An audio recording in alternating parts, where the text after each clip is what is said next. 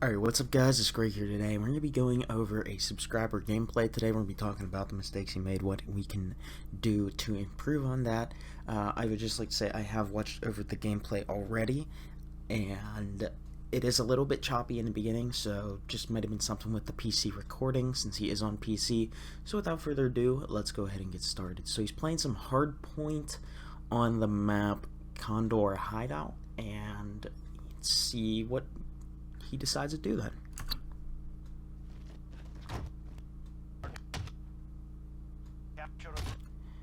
Alright, so like I said, the beginning of this is a little bit choppy, it freezes a bit. Might be Google Drive, not sure. For whatever reason, Google Drive would not let me download the file. So right here, the left side of the map on Condor Hideout is something I would never push. The reason being is there's too many angles you can be seen from. And honestly, on Condor Hideout, that's just the map in general. There's way too many angles. In my opinion, it's not a very good map. I know a lot of people do like Condor Hideout, but there's just way too many angles you can be peeked from, and it really promotes this gameplay where you're supposed to be holding down the middle and then have people, you know, watching the left and right side. And it's supposed to be a map about holding angles and positions, but this is hardpoint. That's not really how hardpoint plays. So what I would have done differently is I would have made the rush route to the right of the map on the garage. The reason why is I don't really feel people would be pushing that side, especially in hardpoint. So if you can get over there, maybe you might run into one player, you kill him, then you can get a flank around the back of that building, behind the lab here where that first hardpoint is, and then you can get a nice flank off and kill some more players. So he spawns back in. Let's see where he goes. Alright. I'm going to pause this real quick. This is where another mistake is, where a lot of players do, is they go back exactly to the point where they just died. You never want to do this. Especially the same exact area you just died. So something I would have done different here is go peek one of the windows that's up in the top of this building. If you do want to go ahead and get a few picks on these people that you just saw, because you know where they're at, they don't know where you're going to be at whenever you come back. Or, like I said, you could always just go ahead and decide to run a different route, of course, in the garage, and get that nice little flank off, and you'll be able to get them all from behind, and it's a nice surprise, and get a nice double, triple, whatever.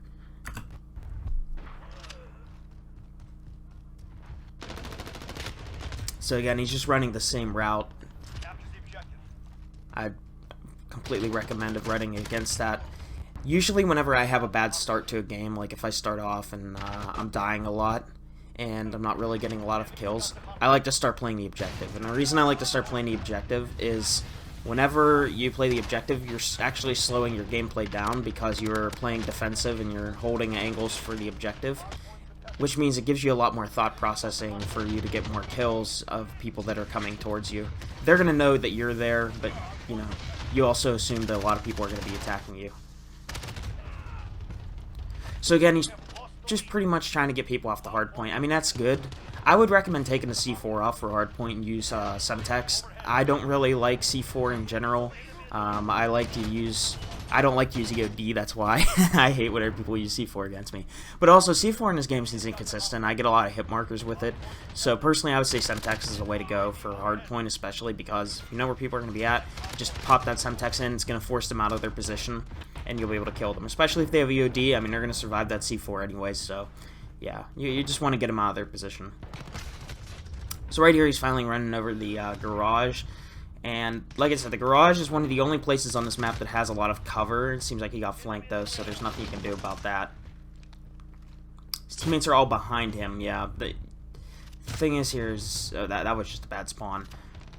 Okay, you got spawns without your teammates. That's a little bit different. Usually in this game, you spawn with your teammates because of the squad spawn system. Alright, this is good. Running a flank. Alright, right here, I would be pushing up to cover, not standing there in the open, just ADS. You can do that for a little bit, but then you gotta push up to cover. Right here, let's see. I'd be ADS'd. That's just me. I find hipfire to be very inaccurate in this game, especially if you don't have the Merc foregrip or any lasers on your MP7. I'd definitely be ADS. Yeah, right there, I would just kept out the MP7 unless you're trying to level up that Renetti.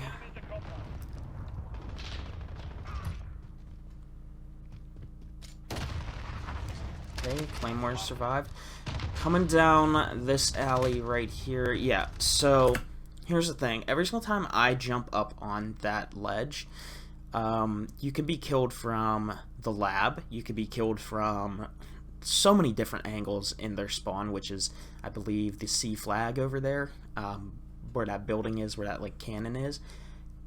This ledge is just kind of dangerous. Like I said, this whole lane is really dangerous to be pushing, so I would just try to avoid it if you can, or just get a few picks and then run away from it. If you do push out, I mean, smoke grenades are probably your best friend on this map, especially if you're trying to push the bottom of the lab, maybe get a little bit of a flank going. But right here, I believe he was killed from behind just because of the way the death cam is, so yeah. Let's go ahead and continue.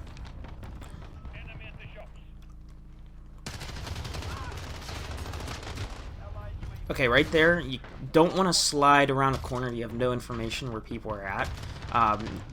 Slide cancel, maybe do a jump around the corner, pre-aim it. Again, hip firing is always just, it's not the greatest in this game. I know you're on keyboard and mouse, which is better for hip fire. Good crosshair placement right there, by the way. I'm checking angles. That is very good. Makes me think you might have played CS before. Alright. See? Alright, good. Getting that UAV. See how many of them are running Ghost. It seems like maybe 2 to 3 of them are actually running Ghost. Okay, so right here, you read your radar. You knew he was down there, so you might want to be a little bit more careful. Start pre-aiming where people are on your radar. If he's going to be coming upstairs, I would have just stayed laid down, especially if he had that 725. Staying laid down right there, just waiting for him to come in. That would have really helped you out. Right here, whenever that smoke comes up, good C4. That's exactly what I would have done because they're going to be pushing in. They think that they're going to get a nice push through with the smoke. As you can see, there's 2 ways coming. What I would do is if you have a teammate there watching away, just watch the other way. As soon as that teammate dies, just be conscious of your radar. That's whenever you want to look the other way, so that way you don't get flanked and you don't get both of yourselves killed. But good job on getting that UAV for your team.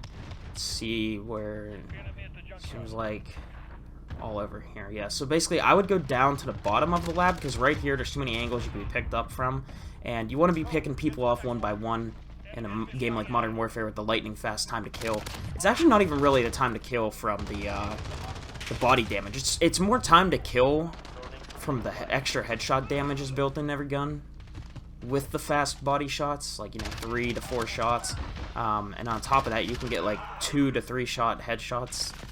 That's where it's really lightning fast. But alright, pushing the hard point, trying to break people off the hard point. Good drop, good re-peek. Peeker's advantages in this game, so if you're aware of that, it'd be really good. Alright, this is where just spawn flip. That was just bad spawns. I don't really know the hard point spawns, so, you know, you just learn those as you keep playing hard point. Again, just died right there. Alright, so he knows people are back there. Good pick. I would just be trying to get a flank off onto the lab. The lab is a really hard position to break people from, so I'd be trying to go for a flank on the lab. Right here, that was just a guy with a really good M4 shot.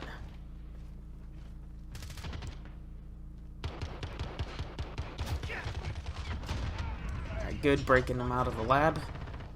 Sitting up here can be good. I do know, though, from watching the gameplay, he's going to die from above. And that's a problem, is if you don't have teammates positioned up above, then it's really hard to play the hard point on this map. So a lot of Modern Warfare relies with the map design around teammates, and that's the problem, is if you're playing solo, generally you're not going to have the best of teammates. So I'd recommend for you to, if you want to improve, is honestly play for those kill streaks. You're not really getting much hilt time here, so what I'd be doing is, instead of, you know, just looking for a few kills or whatever and just trying to get some kills, I would try to play for those streaks, right? The Wilson's not bad. The UAV is good. The VTOL's also pretty good. So what I'd be doing, you have hardline on, so I know you want to get those streaks a little bit easier. So I'd be doing is I'd be holding angles, you know, making sure that you're going to be getting people right here. Good shots. You got that guy out. That's the sweaty M4 player. Of course, there's always one of those in every lobby, isn't there now? Yeah, again, dangerous side to be on. I'd be pushing garage right now. Let's see here. He's going to go up to the top of the lab. Okay, this guy didn't go up top of the lab. Right now, I would be running back, because they know... Actually, no, your team's there. Okay, I see what you're doing. No, you're doing this right. Alright, never mind. Team positioning, I did not notice that, actually.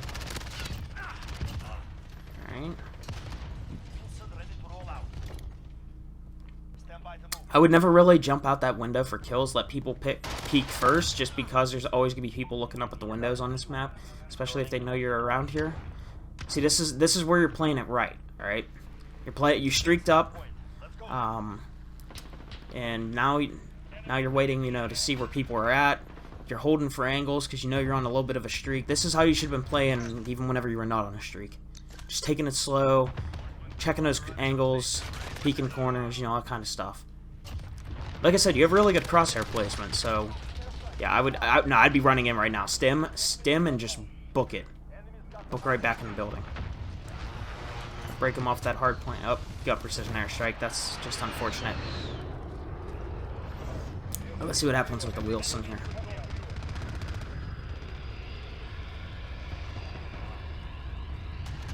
So the Wilson, the reason I don't like this streak is because the turrets feel really weak. Alright, like, if it had more splash damage, I would say the Wilson's actually would be a really good streak, but there is no splash damage on this score streak, kill streak, whatever you want to call it, so that's why I personally don't like the Wilson. But it's up to you guys what you want to run. I mean, it's about how you like to have fun. Personally, I don't like the Wilson, but if you like the Wilson, run it. It's, like I said, not a bad streak. Mine averages me about 4.5 kills per use, so I just feel like I could do way more damage if the turrets were splash damage. Just getting some extra kills. Teammate pops an advanced UAV. That's what I like to hear. I wish I had teammates that did that. When I'm playing solo, I never get that. My teammates don't even know how to get a UAV when I'm playing solo. Okay, right here. So, you have the advanced UAV up. You know they're going to be on the garage side. It would have been much more beneficial for you to just run to that car, right? Because this wall, and I've done this so many times and I've died here too, this wall, people are always just looking down mid-street for a kill. And there's no mantle perk to make you like mantle over things faster. So that is mistake number one right there. Going over this wall will get you killed. So I would have ran to the vehicle that's right underneath that little ledge there outside of the garage, and I would have just ran into the hard point from behind. Or you could push them, since they're going to be up front of the hard point, you could push them through that vehicle and then right around that wall, and you could get a few picks. So let's go ahead and see. Pop dead silence. I would have not popped dead silence because none of them are going to be over here, as you can see on your advanced. This guy's likely just sitting in his spawn. Maybe he's AFK, not really sure. So it's just a wasted dead silence. I would have saved it up there. Now they're going to hear you whenever you're coming out.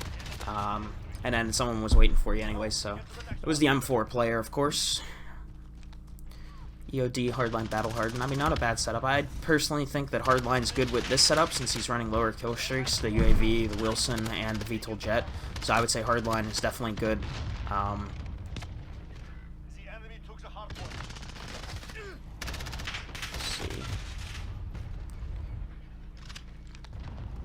So this is something I've noticed about keyboard and mouse players, and I have a decent amount of time played on keyboard and mouse, is that a lot of the guns in this game feel like they actually have a range where they're usable and not usable, right? And that's because there's no aim assist on keyboard and mouse. So in my opinion, I would not be using MP7 on keyboard and mouse at long range at all. I would be trying to stay to close quarters with this MP7 because you can do way more damage, especially because you have a advantage over controller players with hipfire on keyboard and mouse. So, and I feel like aim assist really helps long range players for that have mastered the craft on a controller, whereas on PC, just having that variance in the recoil and not a master, like the pattern you can master, but there's a lot more variance. So I would say just play your cards to that. Right here, you never want to be aggressive over one kill because you never know where enemies are positioned unless you have an advanced UAV up and you know where people are going to be at. Again, this sweaty just goes ahead and slides around the corner on you. I mean, there's nothing you can really do other than if you were pre-aiming, waiting for people to do something like that.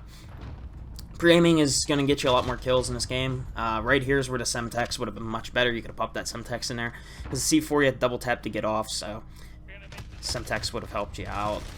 Didn't know someone was there. I'd always come in pre-aiming. Like I said, you never know where people are going to be. Although you are on keyboard and mouse, which will make hipfire a lot better. It's just you gotta hug a little bit more angles and walls and stuff. That's what I would do there. Right here. This is where the spot does come in use. Problem is, teammate did not have your cross. I think you got killed by the guy that was on the outside.